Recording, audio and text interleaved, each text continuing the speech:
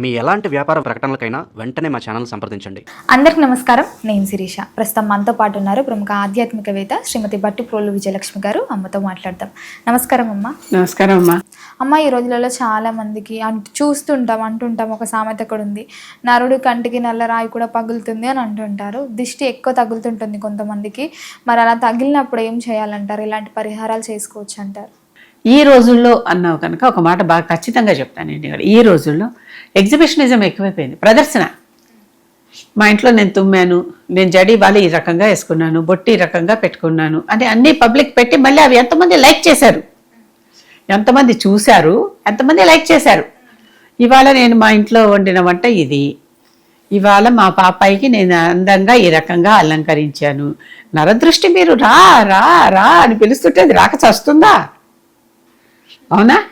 ఈ చూపించుకోవటాలు ఎందుకు? దిష్టి కొట్టిందో అని మళ్ళీ దానికోసం పరిహారం కోసం పరిగెత్తడం ఎందుకు? చూపించకండి. అసలు దిష్టి కొట్టదు, ప్రతిదీ చూపించుకోవటమేనా?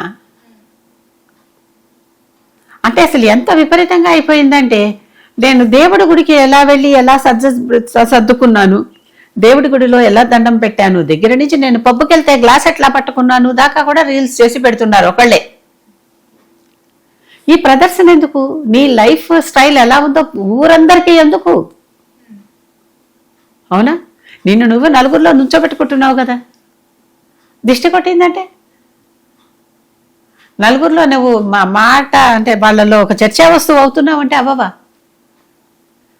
ఎవరినైనా సరే చూడండి, ప్రతిదీ నేను బైక్ చేసుకుంటే బైకింగ్ నేను ఇట్లా చేస్తా అట్లా చేస్తా ఇట్లా చేస్తా పెట్టుకుంటున్నారా లేదా? రీల్స్ అన్నీ కనిపిస్తున్నాయా లేదా? ఎందుకు విన్న అవసరమా? ఇప్పుడు ఇలాంటివన్నీ చూస్తూ ఉంటే మై హోమ్ టూర్, నా ఇంట్లో ఏమేమి రిచ్ లుక్లు ఏమున్నాయో చూపించటం.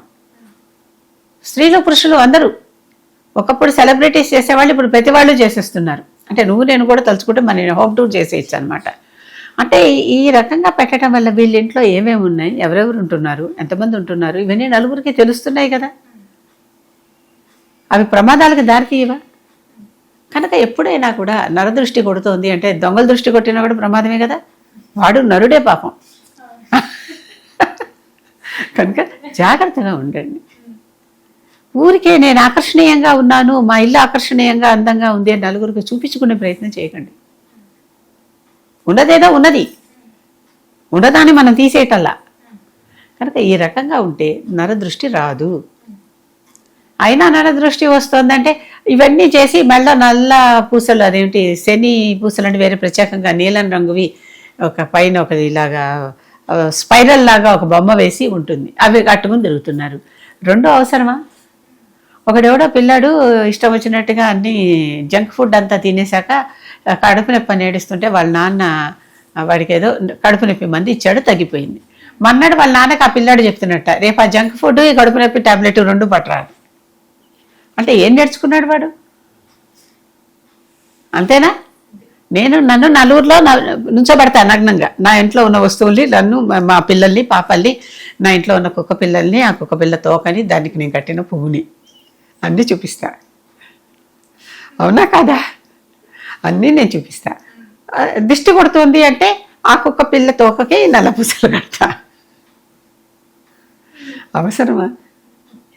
అంటే మీకేమి పని లేదని అవతల వాళ్ళకి ఏం పని లేదా?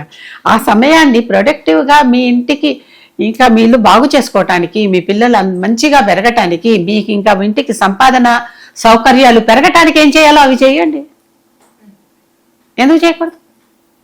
అంతేగాని దృష్టి అంటే కొట్టక వస్తుందా? మనమే కదా పిలుస్తున్నాం రారా అని. అదేదో సినిమాలో చంద్రముఖి వాయ్ అనేదో అంటుంటుంది, అట్లా అయిపోతుంది అనమాట.